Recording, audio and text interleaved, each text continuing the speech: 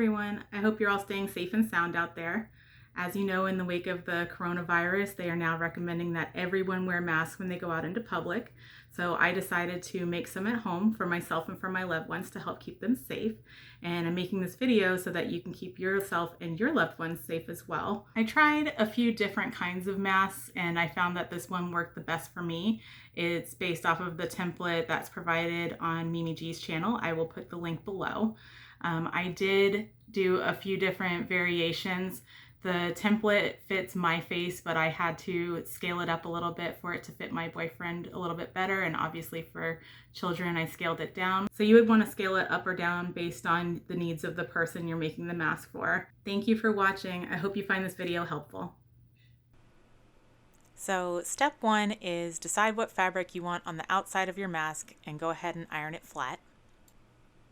The next thing you want to do is fold the fabric so that the outer pattern is on the inside of the two pieces. This will also make it easier for you if you have a pattern that has a direction, because you want the pattern to be going the same direction on each half of your mask. This pattern doesn't have a direction, but I did make this mistake on one of my first masks. And cutting through 2 layers of fabric will ensure that your edges line up perfectly when you go to pin the two pieces together. Trace the outside of the template you've cut out. I'm using a pencil. You could use a pen or a piece of chalk or something like that.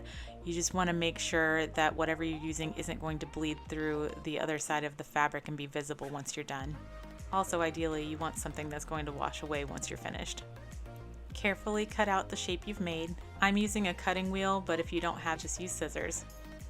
Once you have your shape cut out, you want to turn it so that the curved edge is on the top, and then pin the two pieces together on the curved edge. Notice the direction I'm placing the pins in. This will make your life easier when you're running it through your sewing machine, as it'll make the pins easier to remove as you sew. Next, we're going to repeat all those steps with the fabric we'll be using for the inside liner. The only thing that's going to be different for the inside liner is on the template, we're going to make a fold at the demarcation line. This is going to make the piece on the inside slightly shorter on both sides.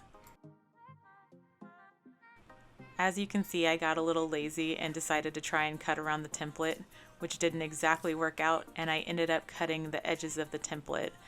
This is bad if you plan on using the template to make multiple masks, and also it dulls the cutting wheel's blade. So you probably don't want to do what I did just now. We're going to pin our liner fabric just like we did with the outside fabric along the curved edge. And once again, you'll want to pay attention to the direction you're putting the pins in to make your life easier when you run it through the sewing machine.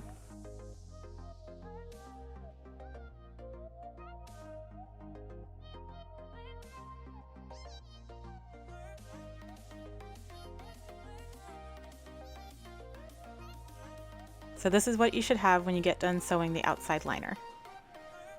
Then you're going to repeat for the inner liner.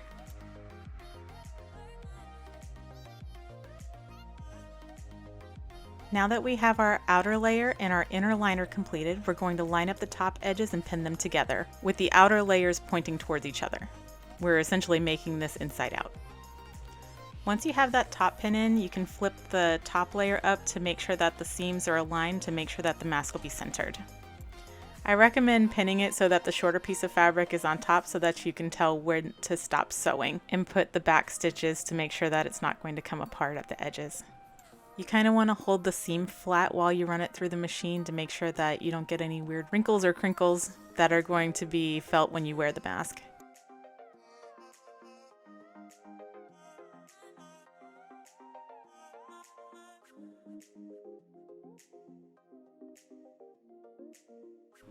So if we turn it right side out now, this is what we have, and we're going to take it over to the ironing board. I'm going to iron it right side out to make sure I get those creases exactly where I want them, because I don't want the color of the liner to show on the outside of the mask when it's being worn. So I'm going to overlap it just a little bit. And then use the iron to get all the wrinkles and make sure that your seams are nice and straight. Give it the shape that you want it to have once the final side is sewn. This will help the mask retain its shape a little bit better even after it's washed and dried. Then what I did was I pulled the inside liner down a little bit to make it a bit shorter than the outside layer. so that the mask would naturally want to curve in. Then I used the grid lines on my cutting mat to cut a straight line across each side. Now that we know where we want our edges to be, flip it back inside out and flip it so that the side that you're pinning is at the top with the inner layer pointing up.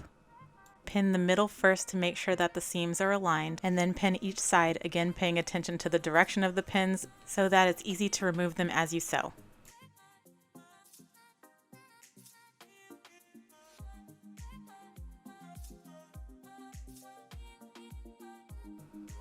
So now we want to turn our mask back right side out, and we go back to the ironing board.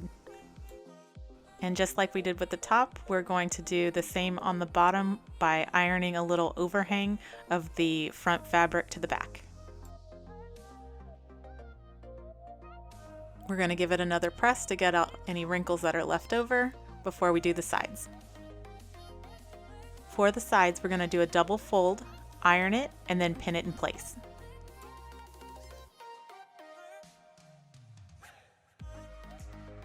Then back to the sewing machine to sew it all up.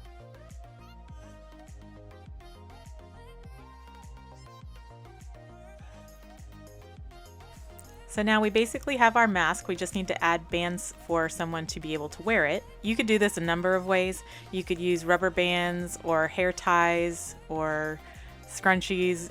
What I have is elastic that's really for jewelry, but it's the only elastic that I could find, so that's what I'm going to use, and I'm tying it to the end of a safety pin, and then I'm going to feed the safety pin through the loops that I made.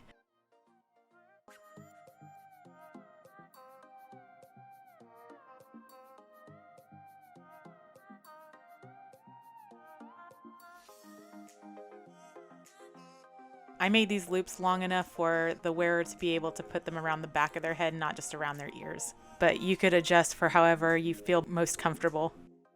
Once I had my masks done, I gave them a quick hand wash in the sink with some sensitive skin laundry detergent and then hung them up to dry.